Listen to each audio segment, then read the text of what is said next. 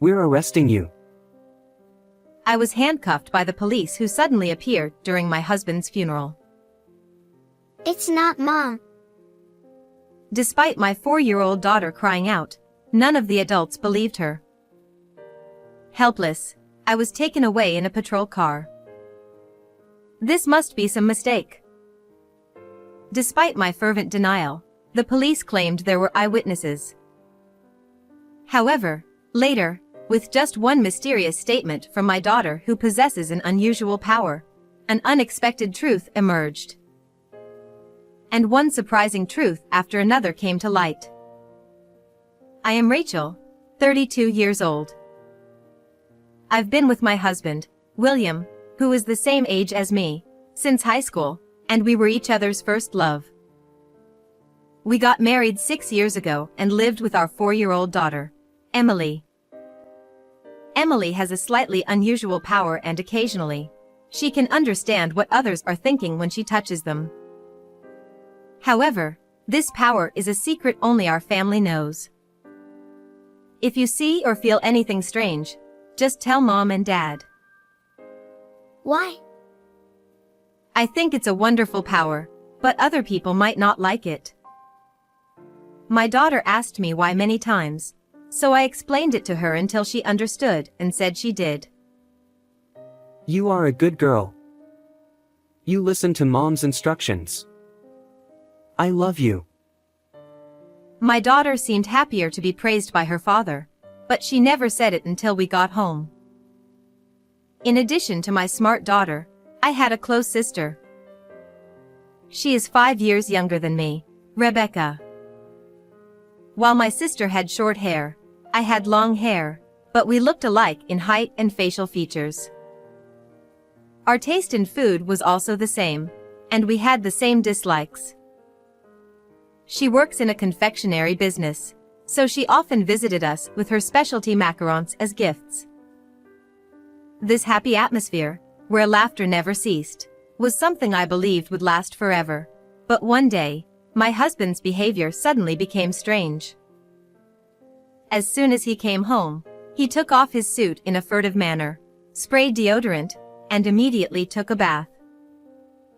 Normally, when he came home, he would leave what he was wearing on the sofa, then follow me around as I did housework and childcare, talking about various things, but I somehow felt like he was avoiding my gaze. Moreover, from the shirt my husband casually threw into the laundry basket, there was a faint scent of sweet perfume. When I opened the dresser, I could still smell the same fragrance faintly on his suit. Maybe William cleaned up his suit himself because he didn't want me to notice? But my husband was originally a sincere person, so I couldn't imagine him betraying me. Perhaps he had some circumstances, I thought, so I didn't ask him about it. However, from that day on, there were more days when William, who smelled the same, came home, and I became increasingly worried. On days off, my husband, who used to enjoy conversations with me and our daughter, gradually shut himself in his room. When I opened the door quietly to peek, he was always deep in thought with his hand on his forehead. My husband, who was of average build, gradually became slim, and the wedding ring on his left ring finger disappeared. Why? He always wore it even when he slept. I was so concerned about this that, after putting my daughter to bed, I knocked on the door of my husband's room. Are you, by any chance, cheating? Ha! Of course not. Don't say something ridiculous like that. William denied it, but I couldn't overlook the fact that his face was clearly tense. You've been holed up in your room a lot lately. If you've found someone else you like, I want you to tell me honestly. I've just been busy with work. A troublesome newbie came in, and I have to take care of them.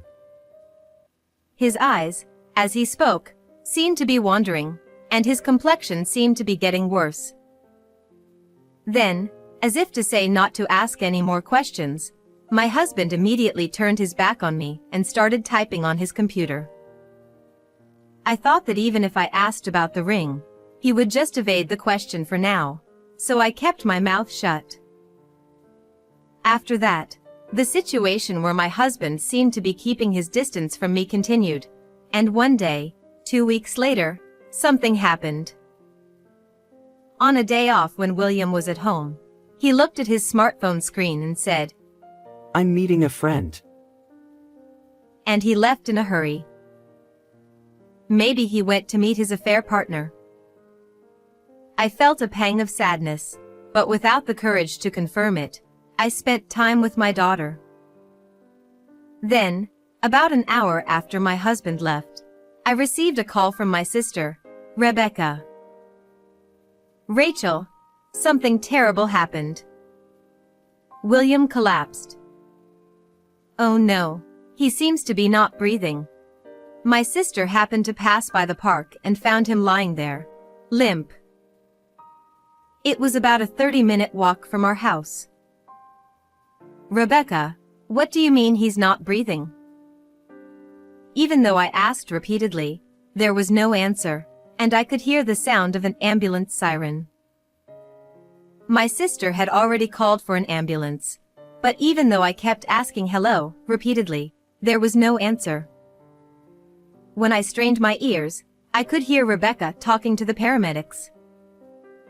Unable to sit still, I held Emily and hurried to the park with my sister still on the line. Then, after a while, my sister said, Rachel, I'm sorry. So I told her I had left the house. It's too late to come now. They're taking William to the hospital he always goes to. I'll be in the ambulance too, so I'll hang up for now. After hearing Rebecca's reply, I returned home with Emily, and I rushed to the hospital, about an hour's drive from home. It was close to my husband's workplace, so when his allergic constitution worsened, he would go for a checkup after work. Waiting for me at the hospital was my husband, who looked completely different. William. Open your eyes. It's me. Even though I shook him and called his name, William, at the young age of 32, had passed away. The doctor said, He had already stopped breathing when he was brought in. We did everything we could, but unfortunately. And I felt like my vision was distorting. The cause was an acute allergic attack.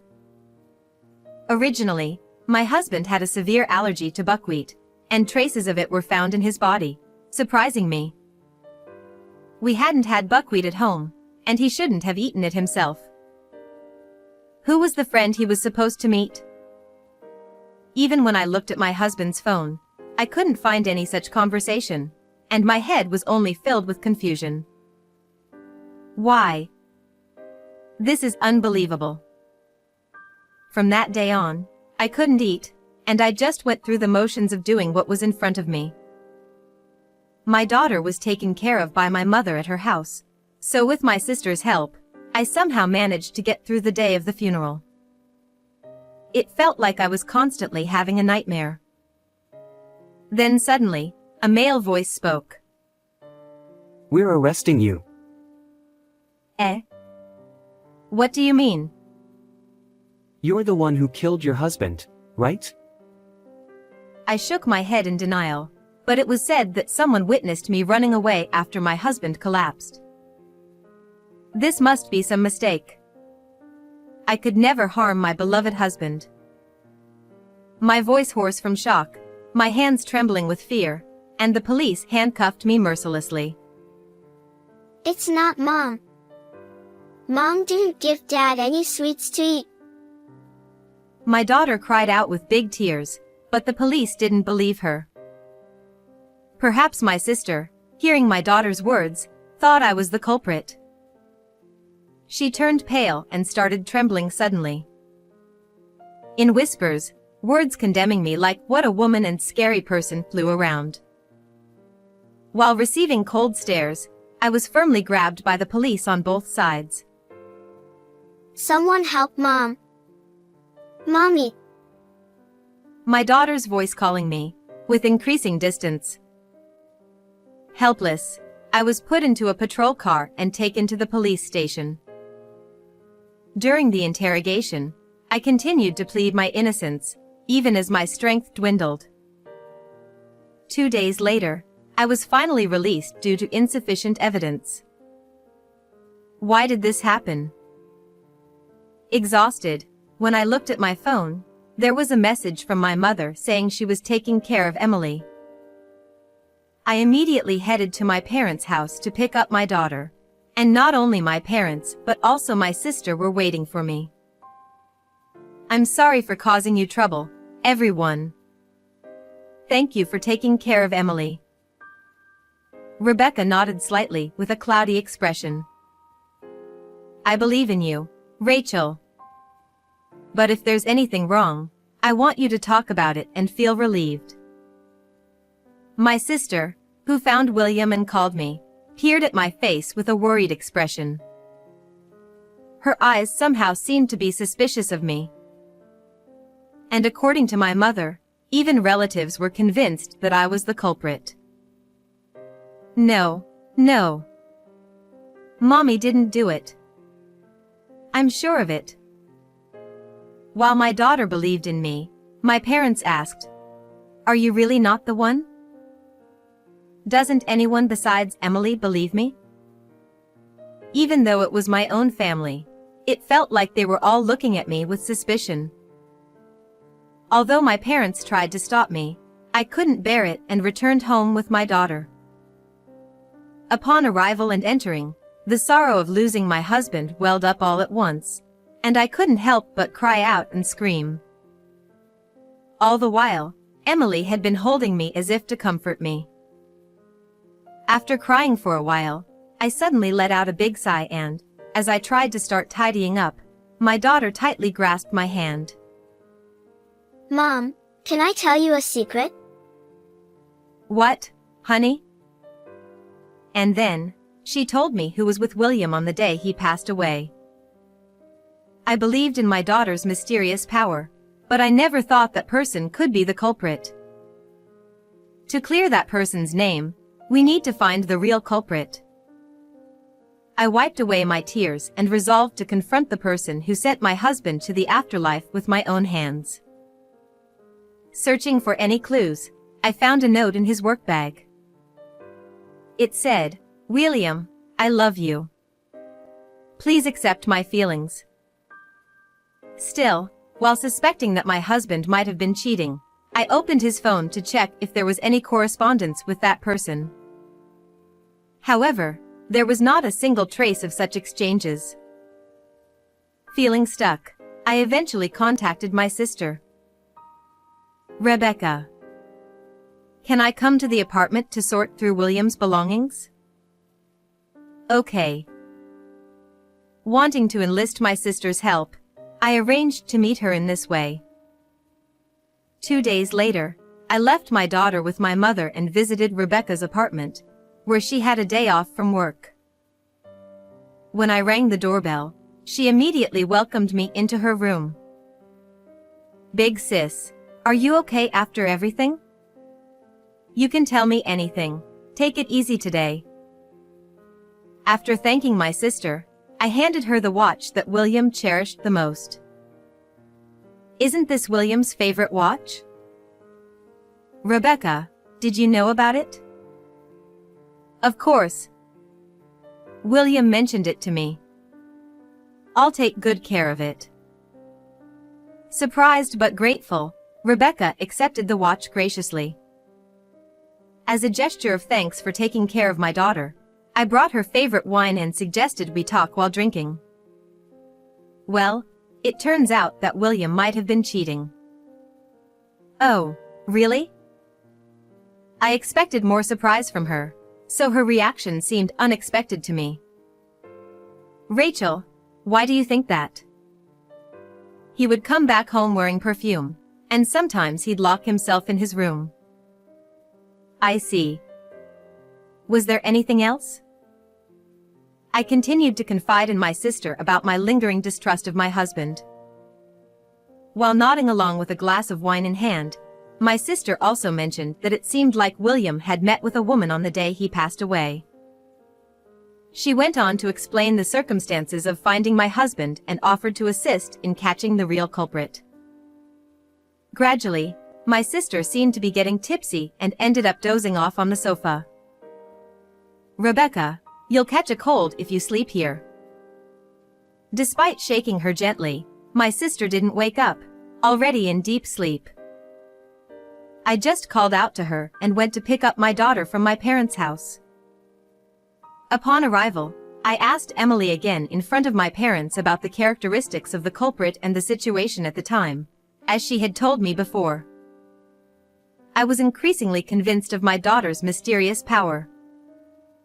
"Do you remember what snacks Daddy had that day?" He likes the round ones. He said they were homemade. Not just me, but my parents also held their breath, unable to speak immediately. However, we managed to identify the culprit. While surprised, my parents said, "We can't just leave it like this. We should report it to the police right away. I'd rather have them apologize from here first rather than handing them over to the police immediately. Rebecca is helping with catching the real culprit, so it'll be fine." I informed my parents of my plan and made preparations steadily. 2 days later, I watched near the apartment where the person who erased William from this world lived, and as expected, she came out to dispose of non-combustible garbage. Holding my breath to avoid being found, I listened, and sure enough, she received an email on her phone. As she looked at the screen, her expression changed abruptly, and she started looking around. The notifications kept coming. Then, with a loud scream, she dropped her phone. "If you drop it like that, it'll break." I approached her gently, picking up the phone and speaking. "Huh? Rachel? Oh, it seems like a message from William from the afterlife came in. Surprising that even ghosts can send emails, isn't it?" Displayed on the screen were messages like, "How dare you kill me, or you will be caught for sure." As my sister's hands trembled, I swiftly took the non-combustible garbage bag from her and emptied it. Inside was a wig with long chestnut-colored hair, just like mine. I knew it. "I know it was you who killed William." My sister hastily snatched the wig from me and opened the apartment door, so I followed her and entered the room. The scent of my husband's shirts and suits still lingered faintly in Rebecca's room. In fact, I had noticed this smell when I came here 3 days ago. I had also confirmed the scent of the perfume bottle on the dresser while my sister was asleep. When I showed my sister the screen of my husband's phone, she suddenly became angry. "You sent that email just now, didn't you? Stop scaring me." Indeed, it was all part of my plan. "I don't want to hear it from you. You kept hugging my husband and sending him messages to break up with me." "Huh? Where's the evidence for that?" Facing my sister's bold attitude, I showed her the photos I took when I came to this apartment 3 days ago. It was the screen of my sister's phone, showing the persistent messages she sent to William. My sister had developed feelings for my husband and was trying to make him hers. Frustrated with her behavior, William had repeatedly tried to persuade her to stop. However, my sister's actions only escalated. Gradually, "If you don't break up with Rachel, I'll send Emily and her to the afterlife," she began threatening. I deleted all the emails from William's phone. I messed up. Since all the history was erased from my husband's phone, I couldn't find anything. However, because my sister's phone screen remained intact, I was able to understand everything that had happened. "Wait a minute, how did you realize that I was sending messages to William?" "Oh, I see. It's a leading question, You're using such cheap tactics. As she cursed me, I took out a piece of memo paper from my bag and unfolded it. This is your handwriting. It was in William's work bag. Since it was crumpled, my husband must have forgotten about it. As I took out the memo I brought, my sister's eyes flickered for a moment. You suspected me just because of that? No. I know someone close to me who has a mysterious ability. That person said that after you called out William and made him eat the round snack, he collapsed. Huh? Moreover, it was said that you left William suffering and waited until his last breath. She probably didn't expect to be exposed to this extent. My sister suddenly turned pale and began trembling uncontrollably. You made the macarons that William liked, right? You added buckwheat flour to them. After my sister fell asleep, when I took the blanket from the closet, I found a wig with the same hair color as mine and buckwheat flour. To frame me, she deliberately wore a chestnut-colored wig and killed my husband. Then, after William collapsed, she hid it in the back of the bag, returned to her usual self, and pretended to find my husband. Although this story was told to me by my daughter, who has a mysterious power, I didn't reveal who gave me the information to Rebecca. Damn it. If you had been caught, everything would have gone smoothly. Hearing my sister's sharp words, I felt a chill run down my spine. But I couldn't falter now. For the sake of my late husband, I rallied myself. I clenched my lips in frustration as I passed by her, took out my husband's ring from the dresser drawer, and said, I can't believe you even took his wedding ring. If the ring disappeared, you'd think you lost to his mistress and break up, right? You and William are both so stubborn, it's annoying. What did you say? How about that? I made sure you two could never go back. Serves you right. She finally seemed defiant, crossing her arms and wearing a satisfied smile. My husband met with her that day to get the ring back and make her promise not to bother us anymore. The last message left on her phone confirmed this. Kind-hearted William, fearing my pain, surely tried to resolve it quietly. That's why he suffered so much, losing weight from worrying. Now, what are we going to do next? Turn ourselves in? Or should I call the police on you? Well, in that case, let's do this. My sister quickly went to the kitchen, grabbed a knife, and pressed it against her own throat.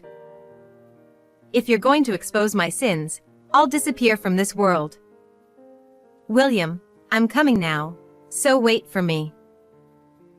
Looking up at the sky, Rebecca made gestures like a tragic heroine. But her hands trembled, and there was no movement. I seized the opportunity to snatch the knife from my sister and restrained her. Let go. I won't let you do as you please. The weight of taking someone's life will never disappear. Rebecca struggled, but just as I was determined not to let her escape, our father walked in. With tears in his eyes, he muttered, How pitiful. And grabbed hold of my sister to prevent her from running away. Dad, why? Father explained that he was so worried about me that he had followed us. After entering Rebecca's apartment for emergencies, I had left the door unlocked, which turned out to be fortunate. I'm sorry.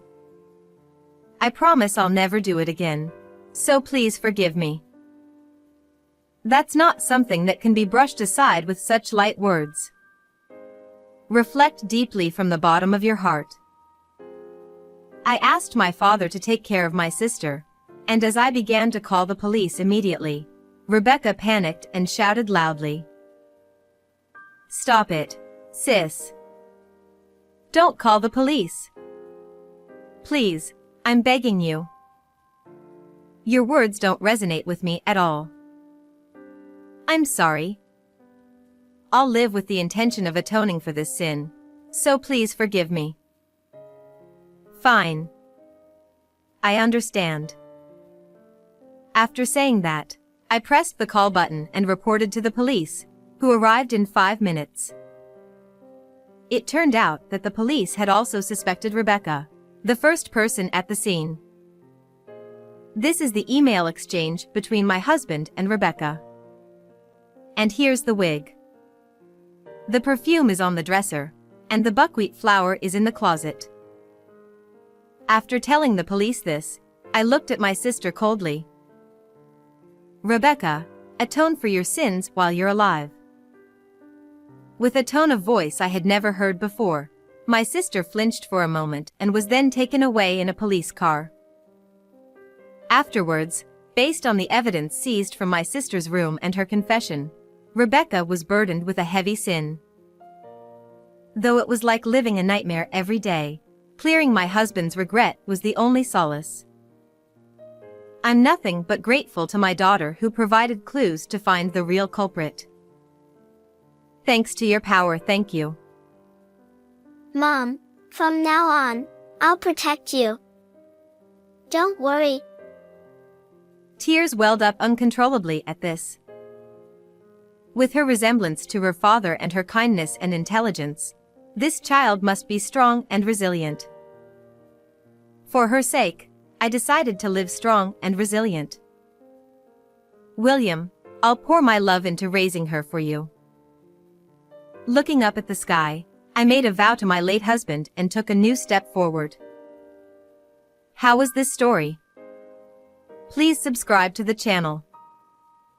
Well then, see you in the next video.